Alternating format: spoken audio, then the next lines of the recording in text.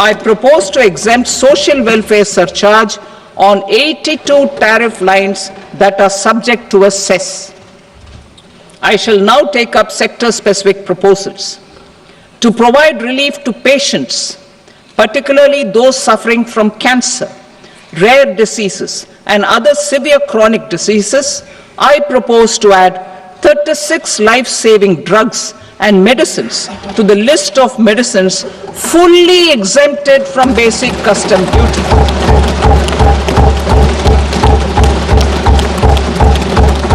I also propose to add 6 life-saving medicines to the list attracting concessional custom duty of 5%. Full exemption and concessional duty will also respectively apply on the bulk drugs for manufacture of the above. Specified drugs and medicines under patient assistance programs run by the pharmaceutical companies are fully exempt from BCD, provided the medicines are supplied free of cost to the patients. I propose to add 37 more medicines along with 13 new patient assistance programs. Support to domestic manufacturing and value addition. Critical minerals. In the July 2024 budget, I had fully exempted BCD on 25 critical minerals that are not domestically available. I had also reduced BCD of 2 other such minerals to provide a major fillip to their processing, especially by MSMEs. Now, I propose to fully exempt cobalt powder and waste, the scrap of lithium-ion battery, lead, zinc, and 12 more critical minerals. This will help secure the availability for manufacturing in India and promote more jobs for our youth. To promote domestic production of technical textile products such as agro-textiles, medical textiles, and geotextiles at competitive prices, I propose to add 2 more types of shuttle-less looms to the list of fully exempted textile machinery. I also propose to revise the BCD rate on knitted fabrics covered by 9 tariff lines from 10 or 20 to 20% or 115 rupees per kg, whichever is higher. Electronic goods. In line with our Make in India policy and to rectify inverted duty structure, I propose to increase the BCD on interactive flat panel display from 10% to 20% and reduce the BCD to 5% on open cell and other components.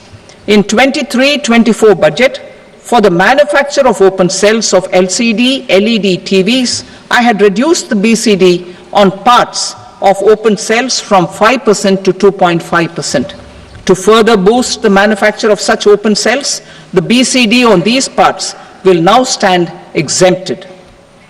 Lithium-ion battery. To the list of exempted capital goods, I propose to add 35 additional capital goods for EV battery manufacturing and 28 additional capital goods for mobile phone battery manufacturing. This will boost domestic manufacture of lithium-ion batteries, both for mobile phones and for electric vehicles. Shipping sector. Considering that shipbuilding has a long gestation period, I propose to continue the exemption of BCD on raw materials, components, consumables, or parts for the manufacture of ships for another 10 years.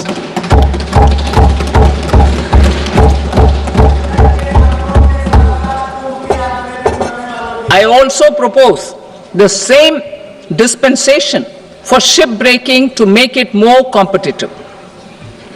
Telecommunication. To prevent classification disputes, I propose to reduce the BCD from 20% to 10% on carrier-grade Ethernet switches to make it at par with non-carrier-grade Ethernet switches. Export promotion. To facilitate exports of handicrafts, I propose to extend the time period for export from 6 months to 1 year further extendable by another 3 months if required. I also propose to add 9 items to the list of duty-free inputs. Leather sector.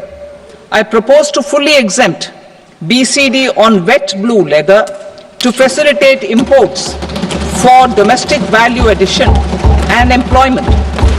I also propose to exempt crust leather from 20% export duty to facilitate exports by small tanners. Marine products. To enhance India's competitiveness in the global seafood market, I propose to reduce BCD from 30% to 5% on frozen fish paste, surimi, for manufacture and export of its analog products. I also propose to reduce BCD from 15% to 5% on fish hydrolysates for manufacture of fish and shrimp feed. In July 2024 budget, to promote development of domestic MROs for aircraft and ships, I had extended the time limit for export of foreign origin goods that were imported for repairs from 6 months to 1 year and further extendable by 1 year. I now propose to extend the same dispensation for railway goods. Time limit for provisional assessment. Presently, the Customs Act 1962 does not provide any time limit to finalize provisional assessments, leading to uncertainty and cost to trade. As a measure of promoting ease of doing business, I propose to fix a time limit of 2 years, extendable by a year, for finalizing the provisional assessment. I propose to introduce a new provision that will enable importers or exporters, after clearance of goods, to voluntarily declare material facts and pay duty with interest but without penalty. This will incentivize voluntary compliance. However, this will not apply in cases where department has already initiated audit or investigation proceedings. For industry to better plan their imports, I propose to extend the time limit for the end use of imported inputs in the relevant rules from 6 months to 1 year. This will provide operational flexibility in view of cost and uncertainty of supply. Further, such importers will now have to file only quarterly statements instead of a monthly statement.